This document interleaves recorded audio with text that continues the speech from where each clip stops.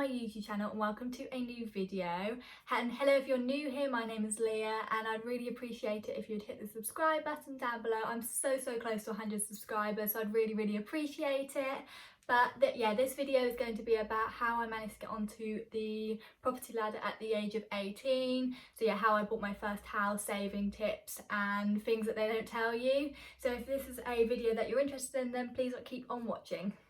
Before we start, grab yourself a tea or a coffee, or in my case a hot chocolate, and light your candles, as I've got my candle in the back, and yeah, grab yourself a drink and let's get on with the video. I'm just gonna put that there. I have my notebook here just so I don't forget anything and just so I stay on topic, because I do tend to sort of go onto a tangent. So yeah, I've got my notebook here, so if I keep looking down, it's just to sort of remind myself of what I need to say. So the first things first is obviously savings. The main thing with buying a house is obviously you need to get a deposit to be able to put that deposit down on a house. So the best way to do savings is to work out your incoming and outgoings. So your wage, so it depends whether you're buying a house on your own or with a partner or friend, whoever it may be. So if there's one income or two incomes, so in my case it was two incomes because I was buying it with my partner. So we done both our combined wages together, and then we deducted our outgoings. So if you say you have a phone bill, so we both had phone bills, but people might have finance cars, loans, you might already be renting a house wanting to be saving. So you just work out everything that goes out of your income. So like I said, in our case it was just our phones, and we lived at my parents' house and we paid my parents' house. But we paid my parents a set amount of money each week. So we just deducted that and our phones.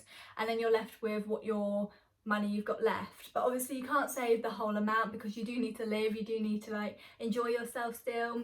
I think people get the impression that once you are saving to buy a house, you literally cannot leave the house. And I suppose that is true in some case, but it just depends on how quickly you want to save that money and how quickly you want to move out and then you be able to do all them things.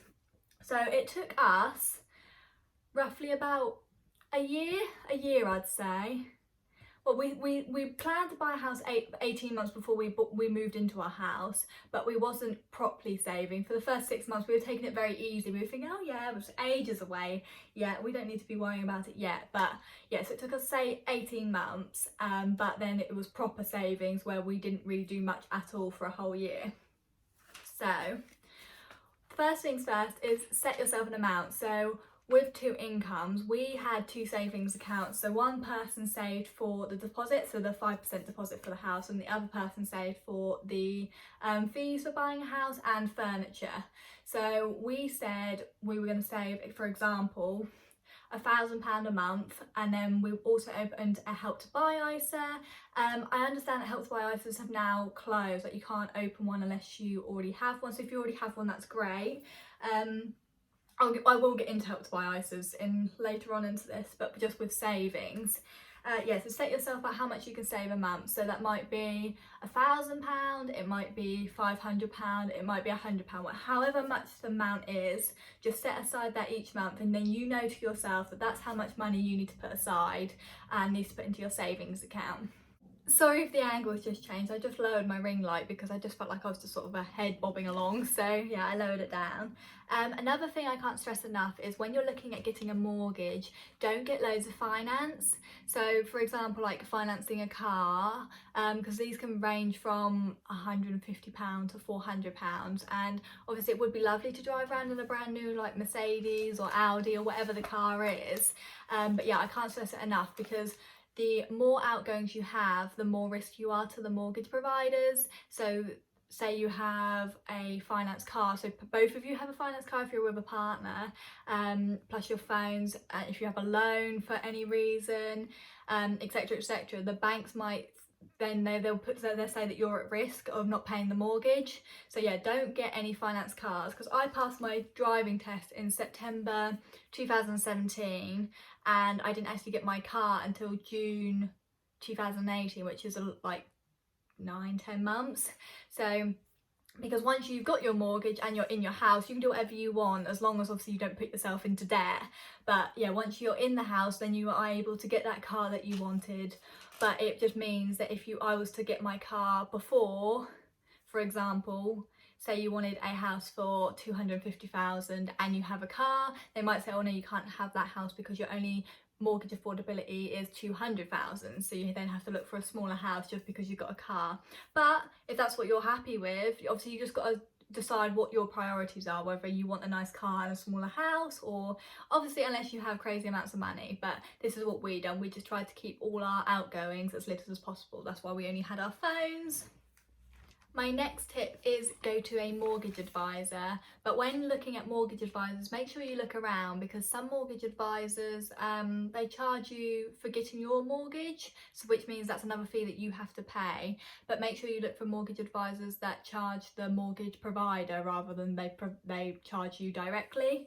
So that's really important. But mortgage advisors are great. They work out all your incomings and outgoings for you, and then they contact the banks and do all the paperwork side, and then they contact you with mortgage offers, and they will come back and say, this is the interest rate for example Halifax or nationwide, and then you say, yep, I'd like to go with that one, and then they send it to the bank to say, like, to confirm it, and they do like soft credit checks.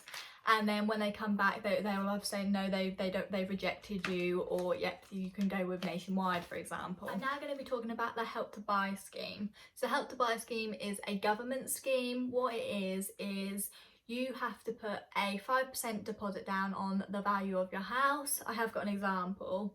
So 5% deposit of your own money, and then a 20% loan from the Help to Buy provider, and then the 75% is what your mortgage will be. And then with Help to Buy, you pay back the Help to Buy the 20% after 5 years of being in your house, so you don't have to worry about that until 5 years later into being in your house. But then they do this because then in 5 years time you could have a better job, you could have more incomings, you could have savings, or you could remortgage your house and then pay that off. For example, say you wanted a £250,000 house, 5% deposit would be 12,500, so that's what your aim is, how much to save up for. And then the 20% from the Help to Buy is 50,000, so you'd have £50,000 plus your 12,500, which means your mortgage is 187,500. So your mortgage affordability needs to be 187,500. So how to work out if you are able to afford that house is you put your combined wages, or just your wage if you're just buying a house on your own, and you times it by 4.5.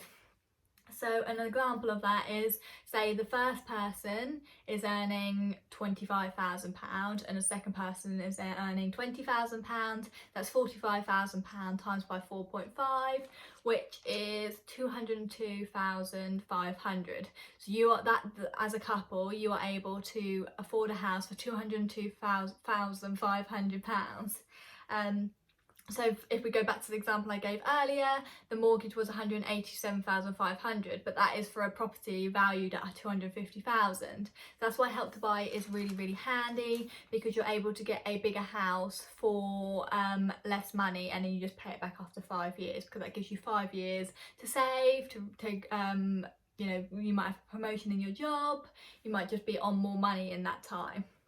So unless obviously some people don't want to go down the Help to Buy scheme, which obviously is fine, it's completely up to you, but that means if as a couple you're earning 45,000, that means your property will have to be 202,500. But that's why Help to Buy is handy, because you can get a more expensive house. Another tip is, which we knew we had to save more money than just the 5% deposit, but we didn't know the extent of it. So it's make sure you save more than just the 5% deposit. So like I said earlier, the 5% deposit on a £250,000 house was 12,500. So we'd think, oh, we only have to save 12,500, but that's not the case at all. Especially we bought a new build, so, but it is the same in every place other than the flooring. So basically you need extra money for solicitor fees, which is around £1,500, and we had to pay for flooring, which in a new build can vary, obviously depending on the size of the house and what quality you want the flooring. So we paid around £5,000 for our flooring.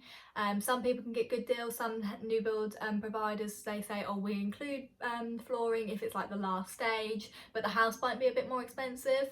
So it just depends. So we paid £5,000 for our flooring, but this can go up to £10,000. It just depends if you want tiles, which are obviously the high end flooring, or if you want any upgrade. So we just went for the standard flooring, and then we went for upgraded kitchen, which was basically they just had the plain gloss kitchen cupboards, but we wanted the shaker style, so that cost us an extra £400. But there's a whole list of things that you can choose from, and you can literally upgrade everything in your house, but it will cost an absolute fortune. So you can have an outside tap, you can have extra tiles in the bathrooms, you can have a shower put in the main bathroom, because they don't come as standard. You get a shower in the ensuite, but you don't get a shower in the main bathrooms. You can upgrade your worktops, you can upgrade your sinks, like to just from the normal basin sinks, you can get like a posher looking one. You can upgrade your switches to the chrome ones. You can literally upgrade anything that you want, but obviously that's a lot of added money that you need. But obviously if you have the money and you need anything, the only thing that we would advise is make sure you upgrade like to the things that you definitely want. So the biggest thing for me was the kitchen, because I didn't just want a standard kitchen. I thought it looked a little bit better, and for £400 you wouldn't be able to replace the whole kitchen for £400, so I feel like it was worth it. But that's the only thing we got, and we really regret not getting an outside tap, because it's a pain in the summer, because you have to run a hose from the kitchen all the way through the house into the garden when you want to water the grass or the plants, or if you want to just rinse something off. So just have a really good think about what extras you want and what extras you don't want. Some are really unnecessary and just a waste of money. For example, we wanted extra tiles in the main bathroom, and they were going to charge us about £3,000. So, you know, so you can do that yourself if you want, or you can get someone round who wouldn't charge you £3,000 to do something like that. Yes, I am in my pyjama bottoms. What else? Land searches. They also charge you land searches, which is a couple of £100. It's basically just to make sure that where your house is built, that there's no sinkholes, or it's going to flood, or there's any plans to like build a motorway through your house or a railway. It's just to make sure that where your house is built, there's no future plans which would cause problems to your house. Extra tip as well is to buy furniture whilst you're saving. Don't leave it all down to the last minute where you literally got 1 month and you're moving and you have nothing for your house, especially if it's your first home, because we literally had nothing. We had a bed from my parents' house that they let us have.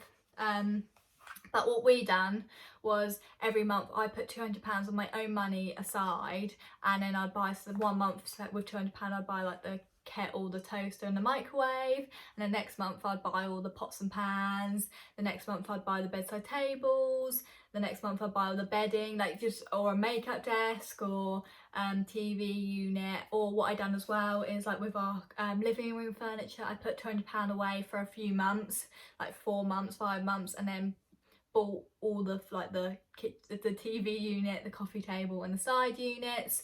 But yeah, just make sure you don't leave it all down to the last minute. And this is where people go wrong, is they leave it all down to last minute, and then they go sofa shopping and dining room furniture, etc., everything like beds, and then they're like, oh, finance, you can finance this for 4 years for £13 a month, or you can buy these £2,000 sofas for £26 a month for 4 years interest free. But that's all well and good, because it thinks, oh, it's only £26 a month. But if you then finance your sofas, your furniture, your beds, your tellies, whatever you finance, you've got to then find that money every single month for 4 years, and that is a long time. And having to pay a mortgage, all the bills, etc., etc. So make sure you don't fall into the pit of financing everything, because that is easily done, because there is like plastered everywhere. You walk into any furniture shop or any shop, it's like finance this, finance that. So yeah, just be really careful that you don't finance every single thing that you have in your house, because you will have to find the money for that every single month for however many years. So in shorthand, it's work out the cost of the house and your incomings and outgoings, and how much you need to save each month to reach your target savings. Set aside a set amount of money each month for, say you're saving for 18 months like we did, so you'd save £1,000 a month for 18 months, and that's your 12,500 plus however much money for your flooring, your furniture, etc, etc. Go to a mortgage advisor because it's so much simpler and they explain it all to you and you don't feel as stressed as they all do the hard work for you. Save more money than just a deposit, like I said, buy furniture along the way, make sure you have extra money before you move in so you can pay the solicitor fees, the land searches, and anything else, upgrades, kitchen upgrades, blah blah blah blah. And do not finance everything. And with the Help to Buy scheme, well, the Help to Buy ISA actually, what we done was you open up a Help to Buy ISA and the maximum you can put in when you open it up is £1,200. So we put £1,200 into the Help to Buy ISA, and then every month you can put £200 in, and that's the maximum amount. But every £200 you have in there, they give you £50 back. So it's really, really good way to just get free money basically. Obviously, if you don't have the Help to Buy, like I said earlier on, it did end last year, but if you do, that's great. If you don't, there is like lifetime ISAs and there are other savings accounts out there. But it's just good to get a good savings account because then the money you make on the savings then helps out when you come to like solicitor fees, land searches, because that's all you want to be paying for when you just spent however much money on buying a house. So yeah, that's my ways of saving. I don't know, I feel like I've forgotten loads of things, but I've read everything out in my notebook, I think. So yeah, just save, and make sure you don't 1 month, because we done, like I said at the beginning, we done it where you would be saved for 18 months, but we didn't really bother saving as much as we should have done for the first 6 months because we thought, oh, it's ages away, we won't need to be saving that much yet.